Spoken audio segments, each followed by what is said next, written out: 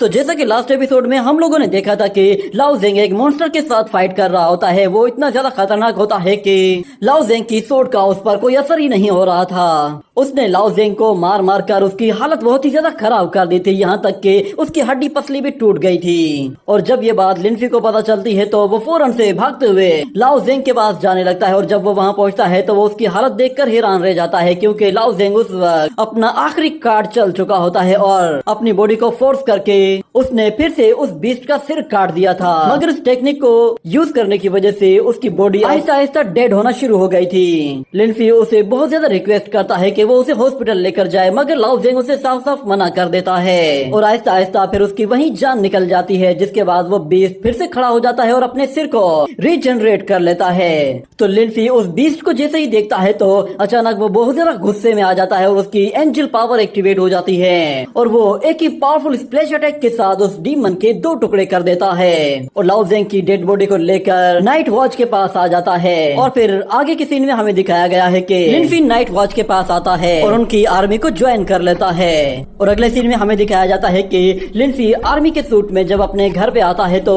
उसकी आंट उसे देखकर हैरान रह जाती है। उन लोगों को लिनफी का एक लेटर भी मिलता है जिसमें लिनफी ने अपनी आंट को अपनी सारी मजबूरियां बताई होती है कि वो किस लिए आर्मी को ज्वाइन करना चाहता है। और दूसरी तरफ से नाइट वॉच भी उसके साथ एग्रीमेंट करने के लिए तैयार होते हैं, बल्कि वो तो खुद चाहते थे कि लिनफी उनकी टीम का हिस्सा बने। वो लोग एग्रीमेंट करते ही उसे फर्स्ट एडवांस सैलरी भी दे देते हैं, जो कि लिनफी फौरन से अपने घर भिजवा देता है और फिर अपने ही मोबाइल से अपनी आंट को कॉल करता है तो उसकी आंट बहुत ज्यादा इमोशनल हो जाती है और उसे कहती है कि आखिर तुमने मुझे बताया क्यों नहीं कि तुम आर्मी ज्वाइन करना चाहते हो। अगर तुम मुझे बता देते तो मैं तुम्हें बिल्कुल भी नहीं रोकती। लगता है कि शायद अब तुम मुझे अपनी आंट भी नहीं समझते। मगर लिनफी इस हरकत के लिए उनसे माफी मांगता है, जिस पर उसकी आंट रोना शुरू कर देती है और कहती है कि मिलिट्री कैंप जा रहे हो, तुम्हें कितने दिन लगेंगे, क्या तुम 2 दिन में पहुंच जाओगे? तो लिनफी कहता है कि शायद 2 दिन से ज्यादा टाइम लग जाएगा, क्योंकि ये ग्रीन लाइन बहुत ज्यादा स्लो चलती है। तो उसकी आंट कहती है कि ठीक है, वहाँ जाने के बाद अच्छे से खाना पीना, क्योंकि मिलिट्री ट्रेनिंग के बाद तुम्हें बहुत ज्यादा वीकनेस होगी। अगर तुम अच्छे से खाओगे तो तुम्हें कोई थकावट नहीं होगी। और मैं तुम्हें एक बात बता दूं कि मैंने तुम्हारे लिए कुछ पैसे जमा किए हैं, जब तुम वापस आओगे तो मैं पैसे तुम्हारी शादी पर खर्च करूंगी। मगर लिनफी कहता है कि आप वो पैसे खर्च कर दीजिए, आपने जितने पैसे जमा किए हैं उतनी मुझे हर साल सैलरी मिलेगी। मैं चाहता हूँ कि ये पैसे या तो आप अपने ऊपर खर्च करें या फिर जियान पर खर्च कर दें, उसे बहुत ज्यादा कपड़े चाहिए होते हैं। तो उसकी आंट कहती है कि अच्छा ठीक है, क्या तुम यांग जियान के लिए कुछ कहना चाहते हो? तो लिनफी कहता है कि मैं नेक्स्ट टाइम कहूँगा, फिलहाल सिग्नल इतने अच्छे नहीं है, आपकी आवाज भी क्लियर नहीं आ रही। तो आंट कहती है कि ठीक है, मैं तुम्हारा इंतजार करूंगी, तुम जैसे ही वहाँ पे पहुँच जाओ तो मुझे इन्फॉर्म कर देना। ये कहने के बाद लिनफी फिर कॉल कट कर देता है और हम लोग दूसरी तरफ यांग जियान को देखते हैं। वो लिनफी को कहता है कि तुम एक नंबर के बेवकूफ हो, तुमने आर्मी ज्वाइन कर ली। अगले सीन में हमें दिखाया जाता है कि नाइट वॉच लिनफी के घर के बाहर एक स्पेल लगा देती है ताकि वो लोग उसके घर को डीमन से बचा सके। और वो लोग लिनफी से भी कहते हैं कि हम तुम्हारी फैमिली की प्रोटेक्शन के लिए अपना बेस्ट ट्राई करेंगे। और दूसरी तरफ लिनफी कह रहा होता है कि अपनी फैमिली के साथ रहना उन्हें खतरे में डालना है, बेहतर है कि मुझे वापस चले जाना चाहिए। वो लोग लिनफी के घर में स्पेल्स लगाने के बाद लिनफी के पास जाते हैं। वो एक कोने में खड़ा हुआ होता है और कैप्टन उससे कहता है कि हमारा काम हो गया है, हमें अब चलना चाहिए। तो लिनफी उन लोगों के साथ चला जाता है और कहता है कि क्या मैं जान सकता हूँ कि हमें कहाँ जाना है?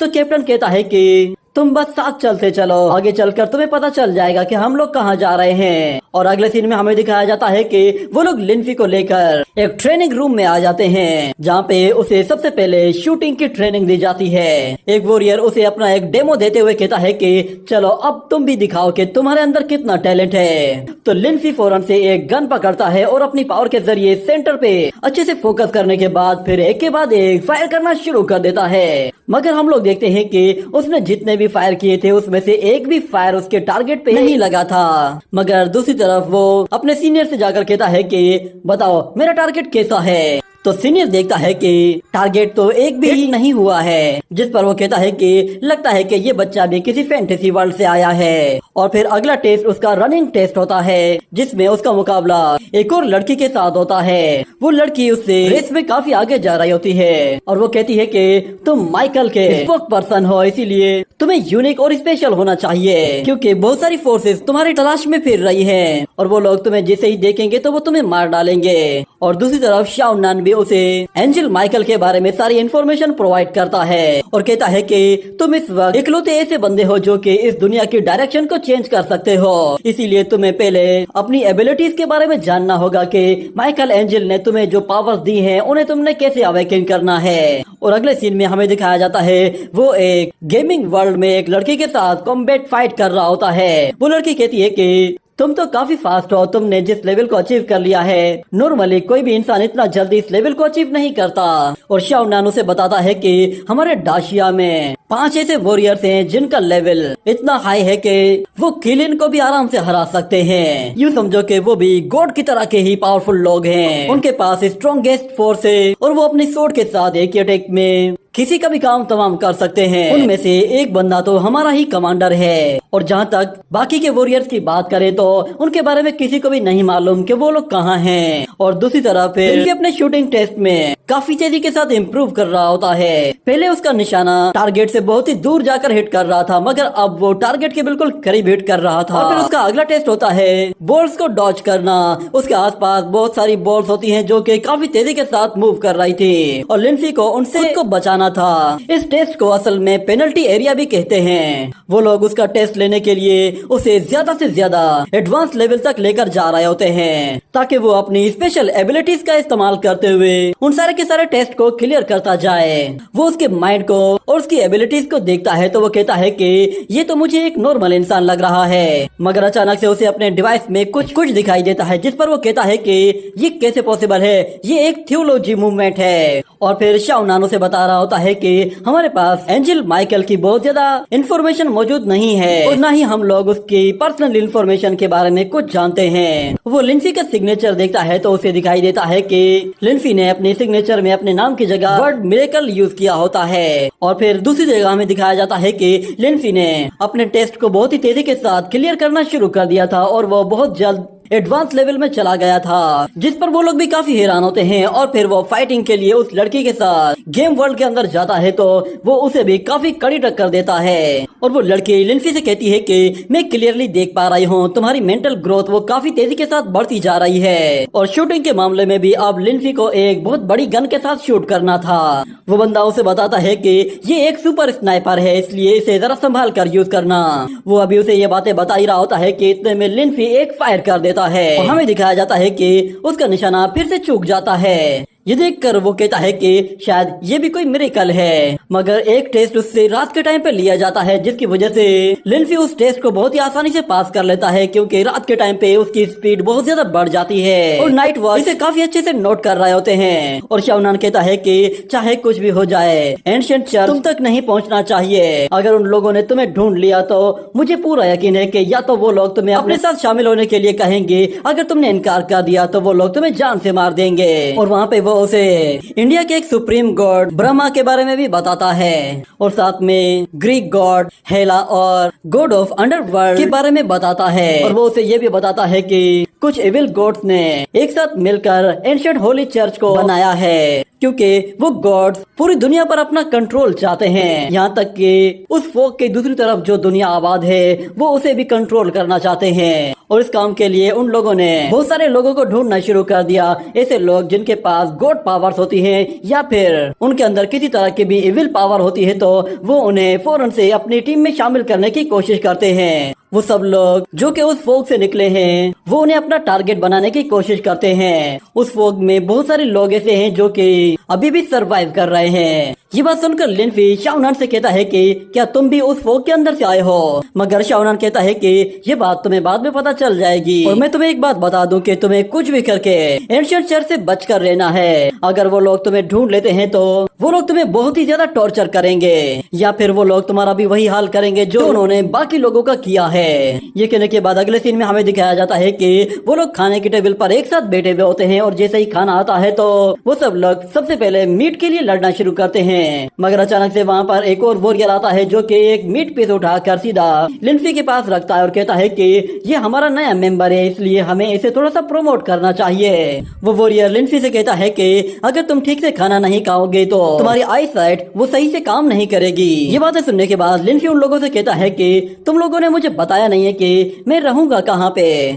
तो होंग जी कहती है कि तुम बेफिक्र हो जाओ, तुम मेरे घर में रह सकते हो, मगर वैसे भी तुम्हें फिलहाल शूटिंग की प्रैक्टिस करनी है, तो मेरी मानो तो तुम अपने शूटिंग मास्टर के साथ चले जाओ। मगर दूसरी तरफ उसका फिर दूसरा साथी कहता है कि ठीक है, अगर तुम लोग इसे अपने साथ नहीं रख रहे तो फिर ये मेरे साथ रहेगा। जिसके बाद अगले सीन में हमें दिखाया जाता है कि वो लड़का लिंफी को लेकर अपने साथ बाहर जा रहा होता है और लिंफी उससे कहता है कि जरा एक मिनट रुको, ये रास्ता तो सीधा होंग जी के घर की तरफ जाता है। मगर उसका सीनियर कहता है कि तुम ये बात जान जाओगे कि हम लोग वहाँ पर क्यों जा रहे हैं, वैसे भी हर नाइट वॉच के अपने कुछ सीक्रेट्स होते हैं। ये कहने के बाद वो लोग कुछ झाड़ियों के पीछे से देखते हैं तो उन्हें दिखाई देता है कि होंग जी लाओ जेंग की कब्र के पास बैठी भी रो रही होती है। ये देखकर लिंफी भी हैरान हो जाता है। होंग जी असल में लाओ जेंग की कब्र के ऊपर एक छोटा सा मॉन्यूमेंट लगा रही होती है और उसके ऊपर उसका नाम लिख देती है। ये देखकर लिंफी का वो सीनियर कहता है कि आज रात में भी यहाँ पर एक मॉन्यूमेंट लगाने के लिए आने वाला था, मगर मुझसे पहले ये यहाँ पे आ गई है। उसने किसी को भी नहीं बताया और वो खुद चोरी छुपे यहाँ पर आई है। और इस तरफ होंग जी लाओ जेंग को याद करके बहुत ही जोर से रोना शुरू कर देती है। उसे इस तरह रोता देखकर लिंफी कहता है कि मैं उसे एक मर्तबा जाकर देखना चाहता हूँ, मगर उसका सीनियर उसे मना करता है और कहता है कि उसे कुछ देर के लिए अकेला छोड़ दो, तुम उसके पास जाकर उसके सीक्रेट को रिवील कर दोगे। वो नहीं चाहती कि कोई भी उसके बारे में जाने, वो ये बात सब लोगों से छुपाती रहती है, मगर हम सब लोग जानते हैं कि वो लाओ जेंग को कितना ज्यादा लाइक करती थी। और अगर तुम्हें ये लगता है कि सिर्फ हम दो लोग ही यहाँ पे मौजूद हैं तो ये तुम्हारी गलतफहमी है। ये कहने के बाद हमें दिखाया जाता है कि लाओ जेंग के सीनियर्स वो भी उसकी मॉन्यूमेंट को देख रहे होते हैं। शाओनान थोड़ी सी वाइन नीचे गिराकर लाओ जेंग को ट्रिब्यूट पेश करता है और फिर उन लोगों का कैप्टन वो भी थोड़ी सी सिगरेट पीता है और बाकी सिगरेट को नीचे रख देता है और लाओ जेंग से कहता है कि ये सिगरेट तुम्हारे लिए है। और वहीं पे हमें दो और टीम मेंबर्स को दिखाया जाता है। वो लोग ऊपर खड़े होकर ये सारी सिचुएशन देख रहे होते हैं। पास में वो लड़की भी लाओ जेंग की याद में रो रही होती है। होंग जी पूरी रात उसकी कब्र के बाहर बैठकर रो रही होती है और उसके साथ ही ये सीन यहीं पे ही कट हो जाता है। अगले सीन में हम लोग लिंफी को देखते हैं। वो ये सारी सिचुएशन देखकर बहुत ही ज्यादा अपसेट हो गया था और जैसे ही वो सोने लगता है तो अचानक वो अज़ाइलम ऑफ गॉड में चला जाता है, जहाँ पे वो गॉडेस ऑफ नाइट की ट्रीटमेंट की गोलियां उसके हाथ में रख देता है। मगर उसकी वो मदर कहती है कि क्या हुआ, तुम परेशान लग रहे हो, क्या कोई तुम्हारे दिमाग में ऐसी बात है कि जो तुम कहना चाहते हो? तो लिंफी कहता है कि नहीं, ऐसी कोई बात नहीं। ये कहने के बाद वो उस व्हील चेयर को लेकर वहाँ से आगे की तरफ जाने लगता है, मगर उसकी वो मदर उन गोलियों को जैसे ही नीचे फेंकती है तो वहाँ पर एक इल्यूजन क्रिएट होता है, जिससे वहाँ का माहौल बिल्कुल चेंज हो जाता है और वो लोग एक अलग ही जगह पहुँच जाते हैं। और उसकी मदर कहती है कि मेरी बात अच्छे से याद रखना, बात करने से ही मसला हल होता है। अगर चुपचाप यूं ही अपनी बातें अंदर दबाए फिरते रहोगे तो इससे कोई भी मसला हल नहीं होगा। ये बात सुनने के बाद लिंफी उसे बताता है कि मैं एक ऐसे बंदे को जानता हूँ जिसका मेरे साथ कोई लेना देना नहीं है, ना ही बहुत सारे लोगों के साथ उसका कोई लेना देना था, मगर फिर भी वो उन लोगों की खातिर हर वक्त दुश्मनों से लड़ता रहता था और उसने हमारी प्रोटेक्शन के लिए अपनी जान गंवा दी। मैं उसके सामने खड़ा हुआ था, वो मेरी आंखों के सामने मर गया, पर मैं उसके लिए कुछ भी नहीं कर पाया। मैं सच में उसके लिए कुछ करना चाहता हूँ ताकि मेरी ये बेचैनी खत्म हो सके। वो तो अब इस दुनिया में नहीं रहा, पर मैं चाहता था कि वो इस दुनिया में सरवाइव करे। वो बहुत सारे लोगों की उम्मीद था, न जाने कौन कौन से लोग उसके ही आसरे पर जी रहे थे। तो लिंफी की बातें सुनने के बाद गॉडेस ऑफ नाइट कहती है कि तुम सच में एक अच्छे इंसान हो, मगर तुम मरे हुए बंदे की जगह किसी और को रिप्लेस नहीं कर सकते। तुम ये कर सकते हो कि जो वो मकसद पूरा करना चाहता था उस मकसद को तुम पूरा कर दो। अगर वो लोगों के लिए एक अच्छी लाइफ चाहता था तो तुम उसका ये मकसद पूरा कर दो और लोगों को एक अच्छी लाइफ प्रोवाइड करो। मगर इस दुनिया में ऐसा बहुत कुछ है जो कि मैं तुम्हें बताना चाहती हूँ और मैं वैसे भी तुम्हारी हेल्प करना चाहती थी। और अगर मेरी मानो तो तुम बाहर की दुनिया में बिल्कुल भी मत जाया करो, क्योंकि वो तुम्हारे लिए बहुत ज्यादा खतरनाक है। या फिर एक काम करो कि मेरा ये ब्रेसलेट अपने पास रख लो, आज से इस ब्रेसलेट को कभी भी अपने हाथ से मत उतारना। मगर जब वो अपने हाथ की तरफ देखती है तो वो कहती है कि मेरा ब्रेसलेट वो कहाँ गया? और फिर उसे याद आता है कि उसने अपना ब्रेसलेट तो एक लड़की को दे दिया था। वो लिंफी को बताती है कि वो लड़की मेरा ब्रेसलेट ले गई है, उसने भी बिल्कुल ऐसे ही कपड़े पहने थे जैसे कि तुमने पहने हैं। वो नीचे 3rd फ्लोर से आई थी। ये सुनकर लिंसी हैरान हो जाता है और वो कहता है कि ये कैसे पॉसिबल हो सकता है, अजाइलम ऑफ गॉड में तो सिर्फ मैं ही आ सकता हूँ, आखिर मेरे अलावा कौन है जो यहाँ पे आया है। और गॉडेस ऑफ नाइट ने उसे बताया था कि ये बात 5 साल पहले की है। उसने 5 साल पहले गॉडेस ऑफ नाइट के साथ एक शर्त लगाई थी और वो शर्त उससे जीत गई थी, जिसकी वजह से गॉडेस ऑफ नाइट ने अपना ब्रेसलेट उसे दे दिया था। मगर वो ये बात जानकर हैरान होता है कि उस लड़की ने क्रिएशन कंपटीशन में गॉडेस ऑफ नाइट को हराया है, क्योंकि गॉडेस ऑफ नाइट इस दुनिया की 5 क्रिएटर्स में से एक है। तो लिंसी को ये बात काफी हैरान करती है और वो कहता है कि आखिर उस लड़की ने क्रिएशन में गॉडेस ऑफ नाइट को कैसे हरा दिया। इतने में उसे वहाँ पर एक लेटर मिलता है जिसे वो खोलकर उठाता है तो उसमें लिखा हुआ होता है कि सुनो अजनबी, तुम घबराओ मत, मैं तुम्हारे लिए कोई खतरा नहीं हूँ और तुम इस अजाइलम ऑफ गॉड के मास्टर हो। तुम्हारे लिए बेहतर ये है कि तुम अपनी ये इन्फॉर्मेशन किसी को भी मत दिया करो, क्योंकि अगर किसी को पता चलेगा कि तुम अजाइलम के मास्टर हो तो वो लोग तुम्हारे पीछे पड़ जाएंगे। मैंने तुम्हारे पेशेंट से कुछ चीजें ली हैं जो कि मुझे चाहिए थी, मगर तुम फिक्र मत करो, ये चीजें मैं बहुत जल्द वापस कर दूंगी। और हाँ, एक बात अच्छे से याद रखना कि इस ऑफिस के नीचे एक और स्पेस मौजूद है। जब मैं बड़ी हो जाऊंगी तो मैं खुद तुमसे आकर मिलूंगी। यहाँ पर तुमसे पहले भी बहुत सारे लोग आए हैं, मगर मुझे और किसी से उम्मीद नहीं थी। तुम वो पहले शख्स हो जो कि मुझे वापस से मेरे घर भेज सकते हो। ये कहने के बाद हम लोग देखते हैं कि लिंफी अंडरग्राउंड जगह में चला जाता है, जहाँ एक प्रिजन के अंदर हमें एक डीमन को दिखाया जाता है। वो डीमन उसके अंदर कैद था और उस प्रिजन से बाहर निकलने के लिए वो उसे तोड़ने की पूरी कोशिश कर रहा था, मगर वो उस प्रिजन को नहीं तोड़ पा रहा था। और लिंफी जैसे ही उस प्रिजन के पास आता है तो वो डीमन उसे देखते ही बहुत ज्यादा गुस्से में आ जाता है।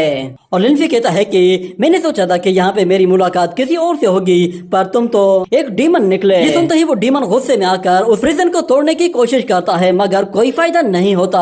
और हम देखते हैं कि उस प्रिजन को तोड़ने के लिए फिर वो डीमन आहिस्ता आहिस्ता पीछे जाता है और फिर लिंफी अपनी बॉडी से एक हल्का सा ऑरा रिलीज करता है, जिससे वो डीमन पीछे एक दीवार से जा टकराता है। और इतने में फिर लिंफी को वहाँ पर सिस्टम के जरिए कुछ इन्फॉर्मेशन प्रोवाइड की जाती है। उसे बताया जाता है कि ये एक मिथिकल क्रीचर है जिसे तुमने अपने हाथों से मारा है, इसलिए ये तुम्हारे सोल स्पेस में मौजूद है। अगर तुम चाहो तो इसे यहीं पे ही खत्म कर सकते हो, और अगर तुम चाहो तो इसे अपने सोल स्पेस के अंदर ट्रेन करके इसे एक अच्छे डीमन में कन्वर्ट कर सकते हो, जिसके बाद जब तुम सोल स्पेस में से बाहर चले जाओगे तो ये डीमन यहाँ पे रहकर तुम्हारे पेशेंट्स की देखभाल करेगा। ये पढ़ने के बाद अचानक लिंफी उसकी तरफ हाथ आगे बढ़ाता है तो वो डीमन अपना हाथ उसकी तरफ आगे बढ़ाता है और उसे मारने की कोशिश करता है, मगर लिंफी उसे फिर से पुश करके वहाँ से दूर फेंक देता है और अपने हाथों की एनर्जी का इस्तेमाल करते हुए उसका एक पूरा का पूरा बाजू ही उसकी बॉडी से उखाड़ देता है, जिसकी वजह से वो डीमन बहुत ज्यादा डर जाता है और जोर से चिल्लाना शुरू कर देता है। और लिंफी उससे कहता है कि तुम मेरे घर के आसपास कहीं भटक रहे थे, क्या ये कोई एक्सीडेंट था या फिर तुम जानबूझकर वहाँ पर गए थे।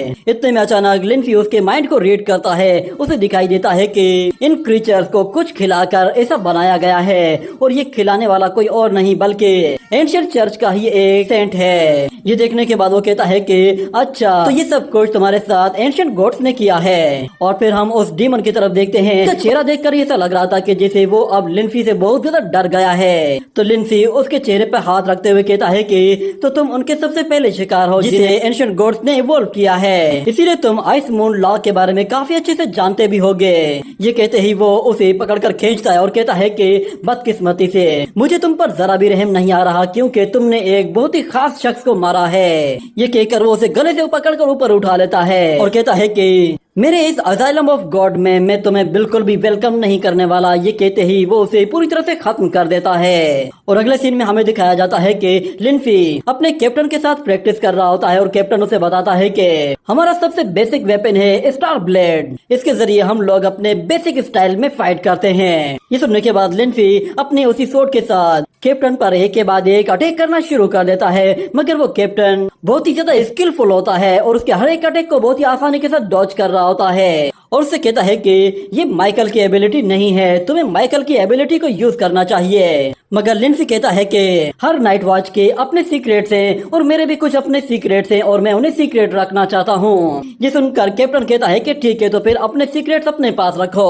और मैं तुम्हें बता दूं कि यहाँ पर कोई भी रेस्ट्रिक्टेड एरिया नहीं है। जिस पर लिंफी कहता है कि हाँ, मैं जानता हूँ। ये कहने के बाद वो लोग फिर से एक दूसरे के साथ फाइट करना शुरू करते हैं और इस मरतबा भी लिंफी का कोई भी अटैक कैप्टन को छू नहीं पा रहा था। वो बहुत ही मजे के साथ उसके हर एक अटैक को डॉज किए जा रहा था, जिसकी वजह से लिनफी भी अब कंफ्यूज हो जाता है। उसे समझ में नहीं आता कि वो उस पर वार क्यों नहीं कर पा रहा। और दूसरी तरफ कैप्टन उससे कह रहा होता है कि हमें तुमसे बहुत ज्यादा उम्मीदें हैं, इसलिए तुम्हें अपने स्वॉर्ड स्किल्स को बहुत ही तेजी के साथ डेवलप करना होगा। तो लिनफी कहता है कि मैं समझ गया आप क्या कहना चाहते हैं, मैं अपने कुछ नए स्वॉर्ड स्किल्स को क्रिएट करूंगा। ये कहते ही वो उस पर अटैक करता है तो कैप्टन उससे बाल बाल बचकर नीचे झुक जाता है और अपनी वुडन स्वॉर्ड की मदद से लिनफी की स्वॉर्ड को हवा में ऊपर उछाल देता है। ये देखकर लिनफी थोड़ा सा सरप्राइज होता है और वो उस स्वॉर्ड की तरफ देखता है तो उसे पता चलता है कि ये स्वॉर्ड तो लाओ ज़ेंग की है। और उसे अचानक से फिर लाओ ज़ेंग की याद आती है, जिसकी वजह से वो थोड़ा सा इमोशनल हो जाता है और फौरन से अपनी पावर्स को एक्टिवेट करते हुए उस स्वॉर्ड को पकड़ता है और कैप्टन पर एक जोर से आकर वार करता है, जिससे वो उस वुडन स्वॉर्ड के 2 टुकड़े कर देता है और कहता है कि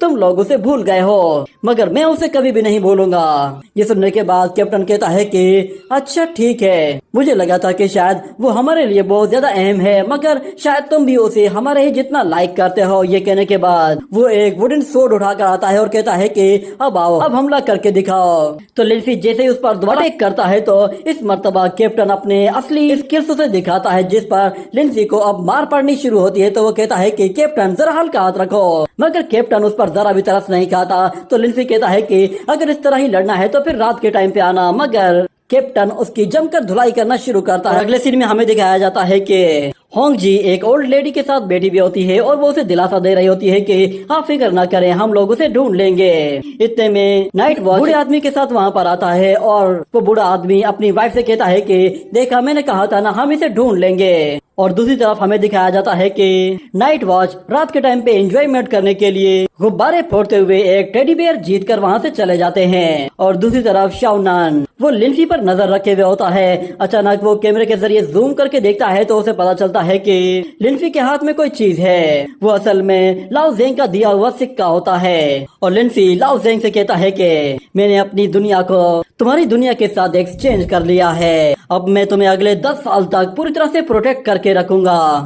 तुम कभी भी मेरी यादों से गुम नहीं हो सकते। ये कहने के साथ ही ये एपिसोड यहीं पे ही एंड हो जाता है।